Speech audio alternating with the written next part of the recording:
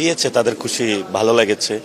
এবং মানে আপনি একজনকে মারলেন, চোখ তুলে ফেললেন, আবার তার বিরুদ্ধে মামলা দিলেন, তো এটা তো তারেক রহমানের সংস্কৃতি যে একজনকে মারো, ধরো, আবারই মামলা দাও, কি হবে?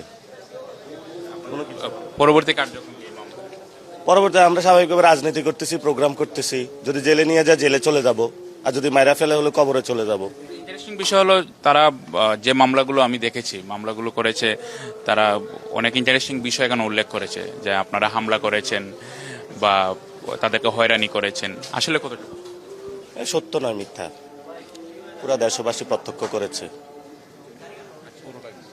পুরো টাইমে দেশবাসী প্রত্যক্ষ করেছে। এবং আপনারা দেখেছেন যে বলছে থানা থানা, আমি তো থানা যাই নাই। কি বলবো আর, তারেক রহমানের নতুন সরকার এখানে মামলাবাজি করবে, উনি টেন্ডারবাজি করবে, দুর্নীতি করবে, সন্ত্রাস করবে, মানে যা মন চায় তা করবে। উনি 200 সিট পাইছে, কিন্তু এই সব কিছু তো একটা দিন শেষ হবে, তখন উনি কই যাবে? আগুনের দিন শেষ হবে যেদিন তারেক রহমানের ক্ষমতা শেষ হবে। ক্ষমতা শেষ হয়ে যাবে। আমাদের বিশ্ববিদ্যালয়ের জীবনে একজন এহসান রফিক নামে ছিল, যার চোখ টোক সব থেতলে দিয়েছিল ওই সময়কার ছাত্রলীগ, পুরো দেশবাসী প্রত্যক্ষ করেছে। ওইটার পরে কিন্তু আওয়ামী লীগের পতনধ্বনি শুরু হয়েছিল। কার ফোন? আইফোন? ওটা কি জিকে গাউসের আইফোন ছিল নাকি? হ্যাঁ, নাকি তারেক রহমানের আইফোন ছিল? তারেক রহমান তো অবশ্যই আইফোন ব্যবহার করে না, অন্য ফোন ব্যবহার করে, ব্লুবেরি না ব্ল্যাকবেরি এরকম একটা ফোন ব্যবহার করে।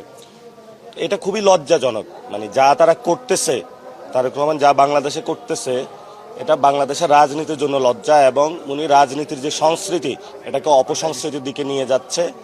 এবং ওনার রাজনীতি করার ইচ্ছে নাই। ইতালিতে বড় বড় মাফিয়া যে গ্যাং থাকে না, তো তাহলে তো উনি বলে দেখ যে আমি আজকে থেকে গ্যাংবাজি করবো, আমি রাজনীতি করবো না, এটা ঘোষণা দিয়ে করুক। রাজনীতির নামে গ্যাংবাজি করার কি দরকার?